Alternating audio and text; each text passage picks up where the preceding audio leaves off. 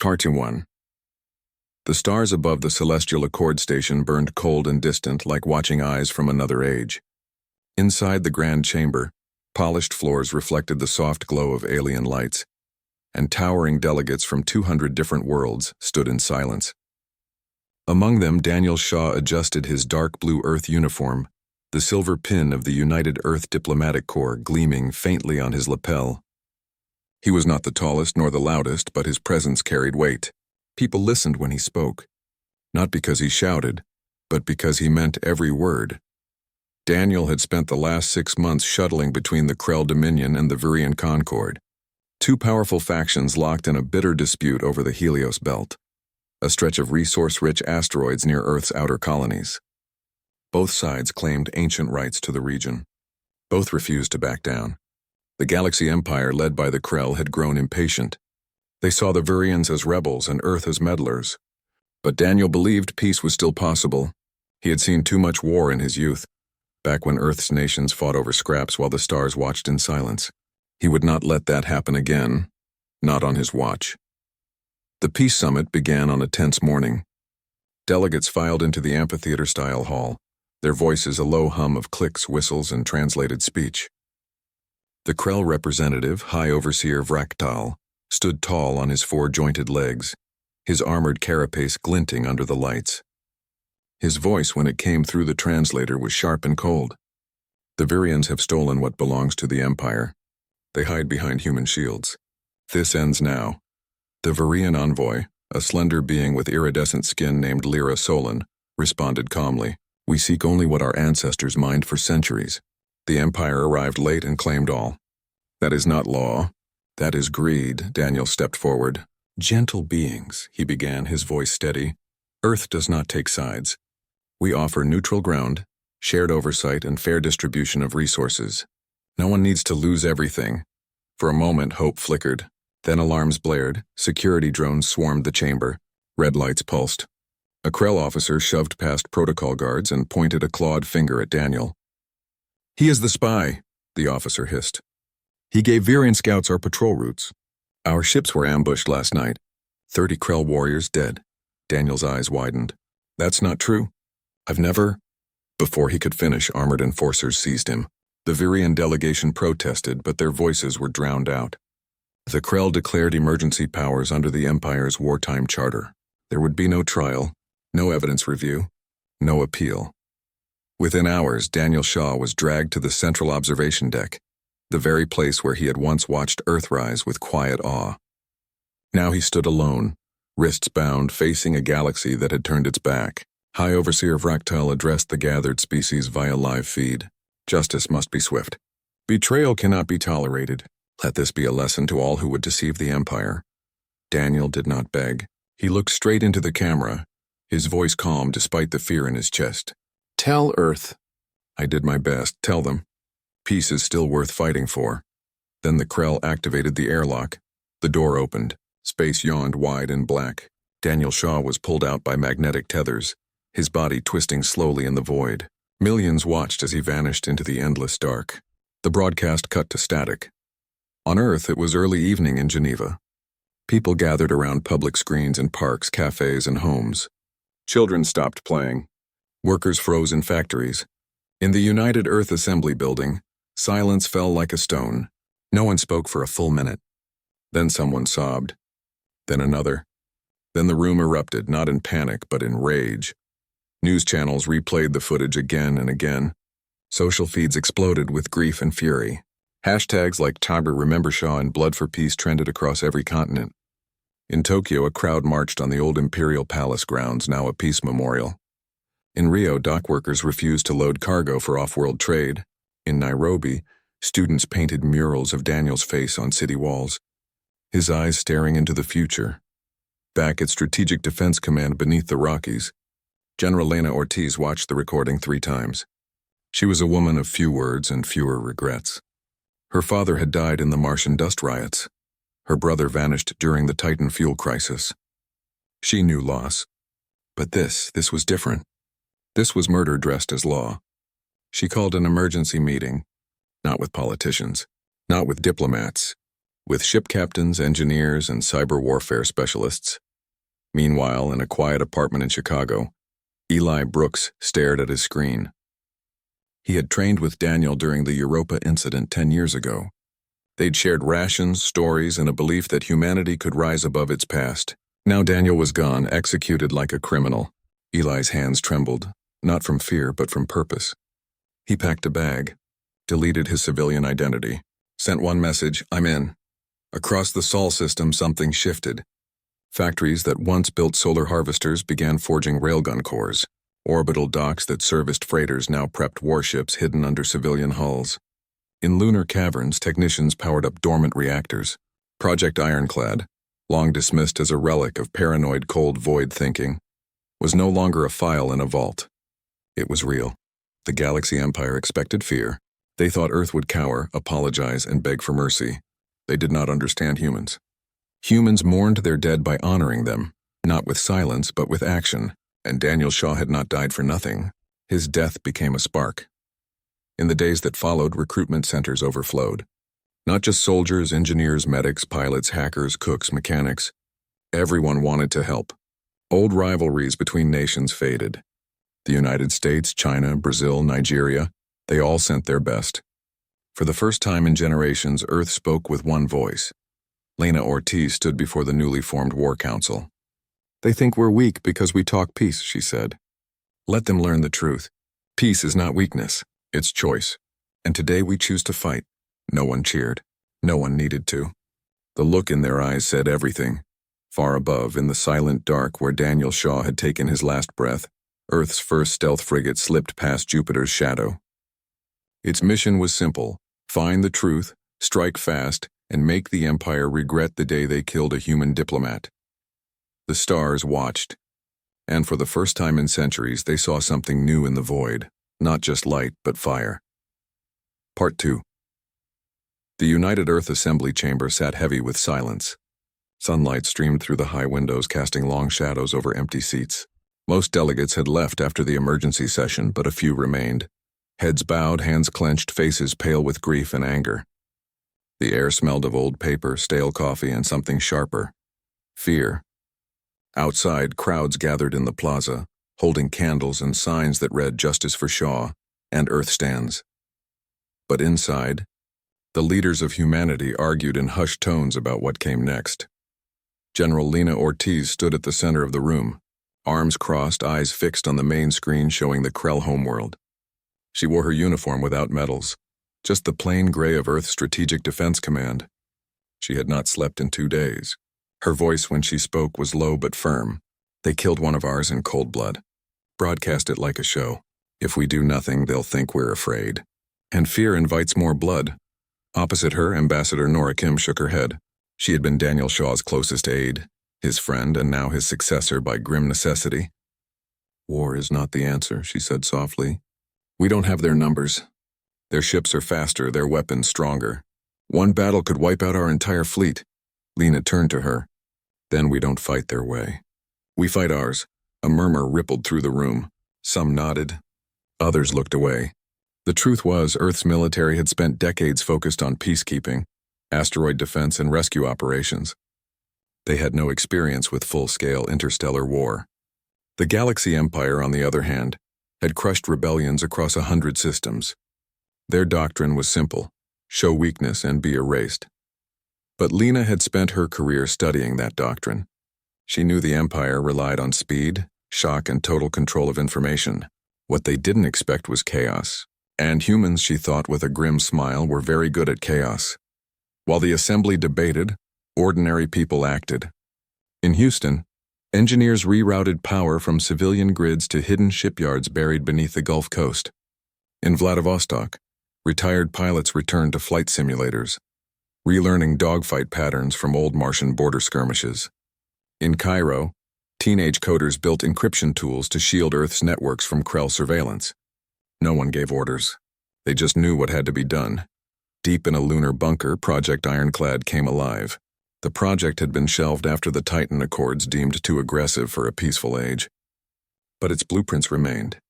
Now, teams worked around the clock to assemble the first wave of Ironclad-class destroyers.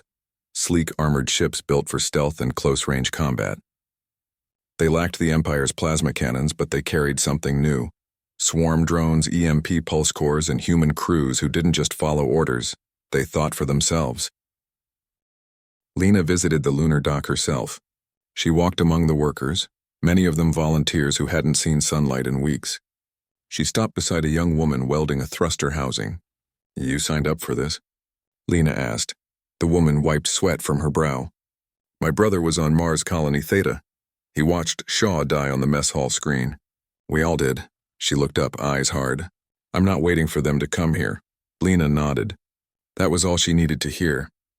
Back on Earth, the public mood shifted from mourning to resolve. Schools held moments of silence, then turned to lessons on emergency response and signal encryption. Farmers donated food to military stockpiles. Musicians played songs of remembrance that quickly became anthems of resistance. Even children drew pictures of Earth ships chasing Krell vessels across the stars. Hope, once fragile, began to harden into purpose, but not everyone agreed. In the assembly, a faction led by Councilman Paul Reeves argued for restraint. "We must appeal to the Celestial Accord," he insisted. "Let neutral species judge the Krell's crime. War will only get more of us killed." Nora Kim listened carefully. She respected Paul, but she also knew the Accord was controlled by the Empire's allies. Justice there would be slow, if it came at all. Still, she pushed for one last diplomatic effort. She sent a formal request for an emergency hearing, citing galactic law and the right to due process. The reply came within hours, denied. The Krell called her petition an insult to imperial sovereignty.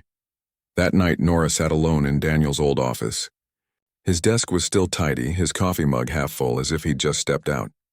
She opened his personal log. The last entry read, "If peace fails, let it not be because we were afraid to try. But if violence comes, let it not be because we were too slow to act." She closed the log. Then she walked to Lena's command center. "I'm with you," she said simply. Lena didn't smile. She just handed her a data pad. "Good. You're going to need this." It was a list of covert operations already in motion. Operation Nightfall, Operation Silent Reach, Operation Ghostnet. Each one aimed at disrupting the Empire's supply chains, communications, and morale. Nora's role would be critical, not as a soldier, but as the voice that told the galaxy what Earth was really doing. Truth, she realized, could be a weapon too. Meanwhile, on Mars Colony Theta, life went on, but not as before. The colony's governor, a quiet man named Carl Dixon, had ordered all non-essential systems powered down. Energy was redirected to defense grids. Civilians trained in emergency drills. Children learned how to seal bulkheads and use medkits. Everyone knew the Krell might strike back. And if they did, Mars would not fall without a fight.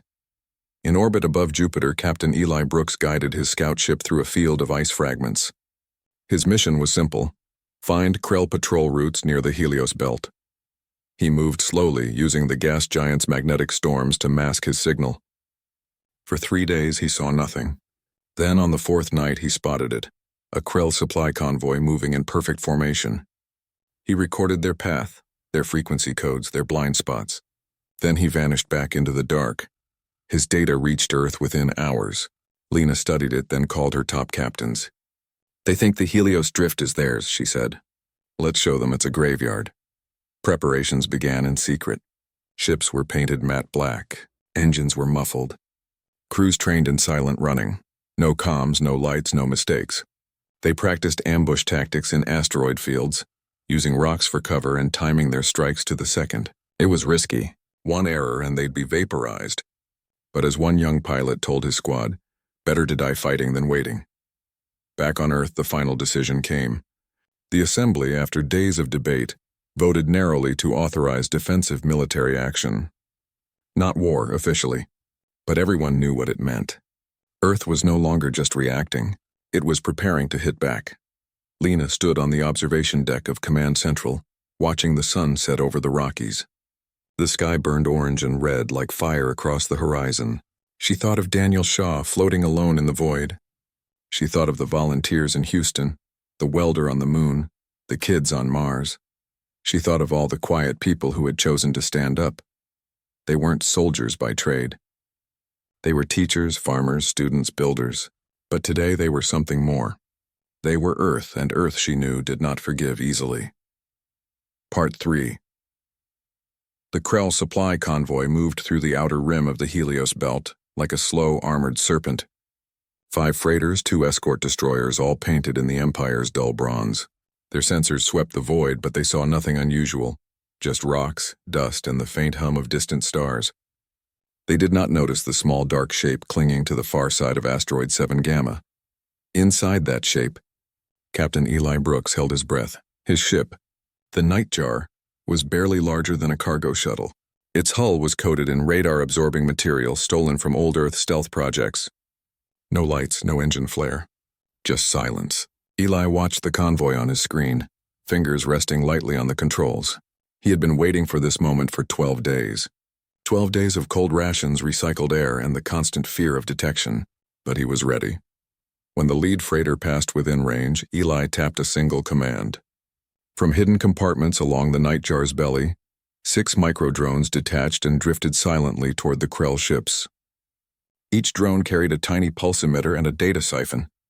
Their job was not to destroy, but to listen, to learn, and to lie. Within minutes, the drones latched onto the freighter's communication arrays. They began copying patrol schedules, fleet codes, and command frequencies. Then, using the Krell's own network, they sent false signals, reports of engine trouble, phantom sensor ghosts, fake distress calls from empty sectors. The Krell officers frowned at their consoles, confused. One escort veered off course to investigate a malfunction that didn't exist. The convoy's perfect formation cracked. Eli smiled. Chaos had begun. Back on Earth, teams of civilian hackers, calling themselves Shaw's Vengeance, watched the same data stream in real time. They worked from basements, university labs, and even old subway tunnels turned into command hubs. Led by a quiet college student named Marcus Lee, they had spent weeks reverse engineering Krell encryption. Now, with Eli's stolen codes, they broke through. That night, across the Galaxy Empire's vast network, something strange happened. Log entries vanished. Supply manifests changed. Ship assignments were shuffled. A Krell admiral in the Andromeda Reach received orders to deploy to a system that didn't exist. A weapons depot on Vexus Prime reported full inventory, while its actual stock had been quietly rerouted to a dummy location. The Empire's flawless machine began to stutter. The Krell blamed system errors, then internal sabotage. They tightened security, shut down open channels, and began purging suspect personnel. But the more they clamped down, the slower they moved. And slowness in war was death. Meanwhile, Eli slipped away from the asteroid field and headed deeper into Krell-controlled space. His next target was Relay Station K9, a key hub that linked the Empire's western fleets. If it went dark, even for a few hours, entire squadrons would be blind. He didn't have weapons to destroy it, but he didn't need to. He had something better: human trickery. He approached the station disguised as a damaged Krell scout vessel, broadcasting a fake distress signal in their own language. The station's AI, trained to assist damaged ships, opened its docking bay without question. Eli guided the Nightjar inside, heart pounding. One wrong move, one glitch in the signal, and he'd be vaporized. But the ruse held. Once docked, he released a swarm of modified repair bots, small machines designed to fix hull breaches. Only these bots carried a different payload: magnetic pulse charges.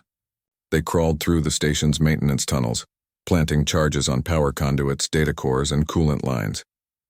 Then Eli set the timer and fled. 10 minutes later, Relay Station K9 went dark, not with an explosion, but with a series of quiet system failures. Lights flickered out. Life support stuttered. Communications died. The Krell engineers scrambled, but the damage was too deep, too widespread. It would take days to restore full function. By then, Earth would be ready. On Mars, Governor Carl Dixon received the signal. K9 is down. He gave a single nod. In hidden bunkers beneath the red sands, crews powered up long-range missile silos, weapons built during the early colony days, never used, never tested. Now they locked onto coordinates provided by Eli's data, not to strike Krell worlds, not yet, but to hit their forward listening posts, their early warning satellites, their scout outposts near human space. A warning shot. A message. We see you now. The missiles launched at dawn, streaking into the sky like silver threads. Within hours, 5 Krell observation platforms fell silent. The Empire noticed, and for the first time they felt uneasy. Back on Earth, Lena Ortiz reviewed the reports. Eli's mission was a success. The hackers were causing havoc. Mars had struck back. But she knew this was only the beginning. The Krell would retaliate. They always did. And when they came, they would come hard. She called Captain Eli back. "Get home," she said over a secure channel. "You've done enough," Eli laughed softly. "Not yet. There's one more thing." He had found something during his last pass near K. Rel Space, a hidden fleet staging area near the Ophion Nebula. Dozens of warships gathering in secret, preparing for something big. He sent the coordinates before cutting the line. Lena stared at the star map. The Ophion Nebula was only 3 jumps from Mars Colony Theta. She didn't hesitate. She activated Project Ironclad's first combat wing. 12 destroyers fresh from the lunar yards, crewed by volunteers who had trained in silence and shadow. Their orders were simple. Hide in the Helios drift, wait for the Krell fleet to move, and strike when they were most vulnerable. At the same time, Nora Kim went public. In a broadcast beamed to every neutral system in the Accord, she showed the truth. The footage of Daniel Shaw's execution, the hacked Krell logs proving his innocence, the records of Empire war crimes across a dozen worlds. She didn't ask for pity. She asked for witnesses. "Earth does not seek conquest," she said, her voice calm but firm. "We seek justice. And if the Galaxy Empire will not give it, we will take it." The message spread faster than any weapon. On fringe worlds long oppressed by the Krell, people whispered. On trade stations, merchants shared the data in secret. Even some Empire officers began to question their leaders. Doubt once planted was hard to kill. Eli finally returned to lunar orbit, his ship battered but intact. As he stepped onto the dock, Lena was waiting. She didn't say thank you. She just handed him a new mission file. He opened it. Saw the words, Operation Helios Trap. He nodded. "Let's finish this." Outside, the stars burned cold and bright. But somewhere in the dark, human ships were moving, quiet, fast, and full of fire. The Galaxy Empire thought they knew their enemy. They were wrong. Humans didn't just fight with guns and ships. They fought with minds, with courage, and with the memory of a man who died for peace. And that made them dangerous. Part 4. The Krell fleet emerged from warp near Mars Colony Theta, like a storm of bronze and fire. 30 warships, each larger than a city block, their hulls bristling with plasma cannons and shield emitters. At their center floated the Dread Sovereign, the flagship of High Admiral Korovex, a vessel so massive it cast a shadow over the red planet below. The Empire had come not to negotiate, but to erase. They would burn Mars to glass, they said, and leave its ashes as a warning to Earth. But Mars was not empty. And Earth was not far behind. Deep in the Helios drift, 12 human destroyers waited. They hid among the jagged rocks and ion clouds of the nebula, engines cold, weapons charged, crews silent. Captain Eli Brooks sat in the command chair of the lead ship, the Iron Resolve. His hands rested on the controls, his eyes fixed on the tactical display. He had seen the Krell fleet's path. They were arrogant. They flew in perfect formation, shields up, sensors sweeping, but blind to the tricks waiting in the dark. Lena Ortiz's voice crackled over the secure channel, calm and clear. "Remember the plan. No heroics. Hit hard, hit fast, and vanish. They expect a wall of steel. Give them ghosts." The Krell ships passed the outer edge of the drift. That was the signal. From hidden crevices in the asteroids, human drones launched, not missiles, but EMP mines wrapped in reflective foil. They drifted silently into the Krell formation, mimicking space debris. When the Dread Sovereign's sensors finally flagged them as threats, it was too late. The mines detonated in a chain reaction, not with fire, but with a pulse of raw energy that rippled through the fleet. Krell shields flickered. Systems stuttered. For 3 critical seconds, their network went dark. That was all Earth needed. The 12 destroyers burst from cover like wolves from the trees. They didn't fire from range. They dove straight into the heart of the fleet, weaving between the giant warships, firing point blank. Their railguns punched through weakened shields, tearing into engine nacelles and command towers. Their swarm drones, small, fast, and smart, latched onto Krell hulls and overloaded their coolant lines from the inside. Chaos erupted, A Krell destroyer spun out of control, its thrusters firing wildly. Another collided with a freighter carrying spare munitions. The explosion lit up the drift like a second sun. Alarms blared across the Empire's channels, but their comms were jammed by Earth hackers broadcasting static and false orders in perfect Krell dialect. High Admiral Corvex roared commands from his bridge, but his fleet was unraveling. He had trained for battles against orderly enemies, species that formed lines, followed rules, respected hierarchy. He had never faced humans. Humans didn't care about honor. They cared about winning. Eli targeted the Dread Sovereign's main sensor array. One clean shot from the Iron Resolve's forward cannon shattered the dish. Blind and furious, the flagship fired wildly, its plasma bolts tearing through its own ships by mistake. Cheers erupted on the human bridge, but Eli silenced them with a look. Stay sharp. They're still dangerous, and they were. A Krell cruiser broke from the pack and charged straight at the Iron Resolve. Shields flared red, hull plates buckled. But Eli didn't retreat. He ordered full reverse thrust and fired a cluster of decoy flares.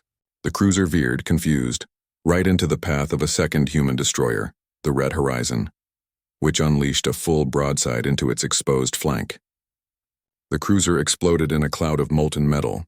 The battle lasted 90 minutes. 90 minutes of fire, silence, and screams across the void. When it ended, 17 Krell ships were destroyed. 9 more were crippled, drifting helplessly. Only 4 managed to flee, their engines sputtering, their pride shattered. Earth lost 3 destroyers. Good ships, brave crews. But they had done the impossible. They had beaten the unbeatable. News of the victory spread faster than light. On Earth, people wept, not from sorrow, but from disbelief and pride. In Geneva, the assembly stood and applauded for 10 full minutes. On Mars, colonists danced in the streets, their faces lit by the distant glow of burning Krell wreckage. Even neutral species in the Celestial Accord took notice. The Virians sent a message of support. The Xanthari opened their ports to human ships. The myth of Krell invincibility was broken, but Lena Ortiz felt no joy. She stood on the lunar command deck, watching the damage report scroll across her screen. "We won a battle," she told Nora Kim, who stood beside her. "Not the war," Nora nodded. "But we changed the story. Now they know we can fight, and others know it too." Back in the drift, recovery teams pulled survivors from the wreckage. Eli walked among the wounded, shaking hands, offering water, listening to their stories. One young engineer, her face streaked with soot, looked up at him and whispered, "We really did it, didn't we?" Eli smiled. "We did. But Shaw started it. We're just finishing what he believed in." Meanwhile, on the Krell homeworld, panic spread through the ruling council. High Overseer Vraktal demanded answers. How could primitive humans defeat their finest fleet? Spies were arrested. Generals were stripped of rank. But the truth was worse than betrayal, it was humiliation. And in the Galaxy Empire, humiliation could not be allowed to stand. Yet for the first time, doubt crept into their ranks. Younger Krell officers questioned old tactics. Merchants worried about trade routes. Families feared their sons would be sent to die against an enemy that refused to play fair. Earth did not celebrate for long. Within hours of the victory, repair crews were already patching hulls, reloading weapons, and training new pilots. Factories ran double shifts. Hackers refined their tools. Mars fortified its defenses. Everyone knew the Empire would return. And next time they would not be so careless. But something had shifted in the balance of power. The Galaxy Empire had struck first, thinking Earth would break. Instead, Earth had bent and then snapped back harder. The stars, once silent witnesses, now hummed with a new truth. Humanity was not prey. Humanity was a storm, and storms do not ask permission before they rage. Part 5. The Galaxy Empire did not send warships this time. They sent a message. A single diplomatic vessel, white and unarmed, drifted into neutral space near the old Titan relay. Its signal was clear. "We seek peace talks." Earth's command center held its breath. Lena Ortiz stared at the screen for a long time before speaking. "It's a trick," she said. But Nora Kim shook her head. "Maybe. But if we refuse, we become the monsters they say we are." So Earth agreed. Not with guns, but with words. The meeting place was the Celestial Accord Station, the same hall where Daniel Shaw had stood before his death. The irony was not lost on anyone. Nora Kim walked into the chamber alone. She wore no armor, only a simple gray suit with the Earth emblem on her lapel. Behind her, holograms displayed evidence, logs from Krell ships, hacked transmissions, the raw footage of Shaw's execution, and testimony from defectors who confirmed he was innocent. She did not shout. She did not beg. She simply laid the truth on the table for all 200 species to see.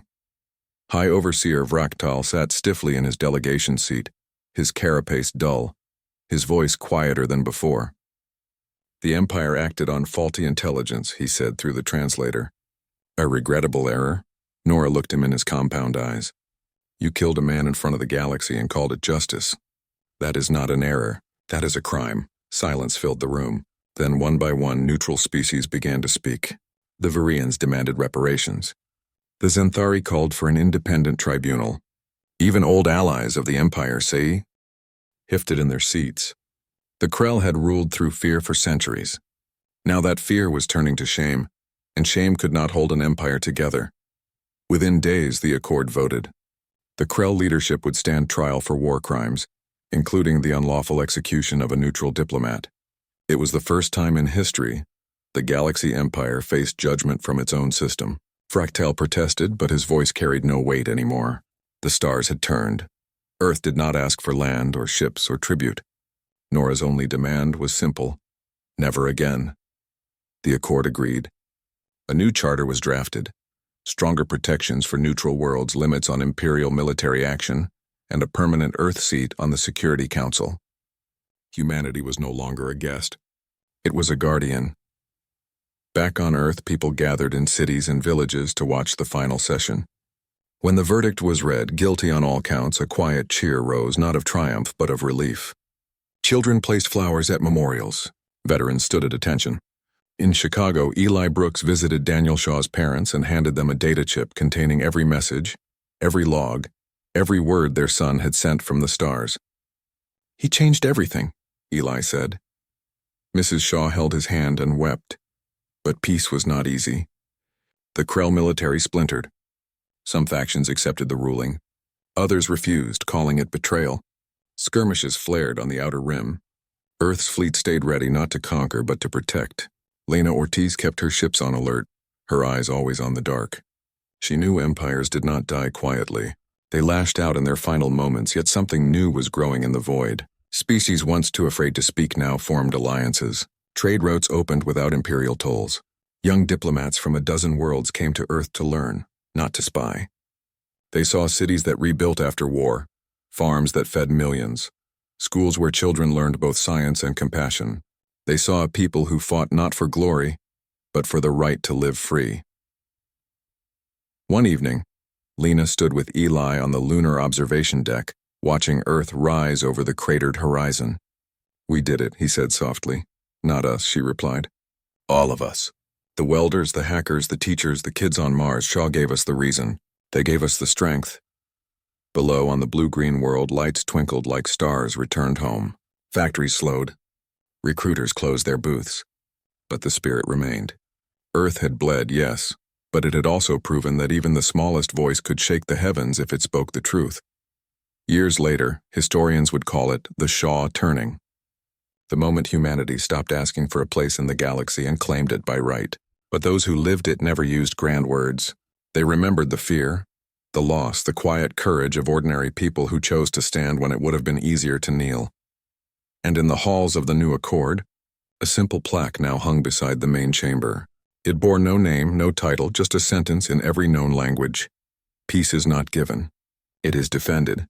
The Galaxy Empire still existed, but it was smaller now, humbler. And Earth? Earth watched the stars not with fear but with care, for they knew the universe was vast and darkness always waited at the edge. But so did light, and humans more than any species knew how to carry it.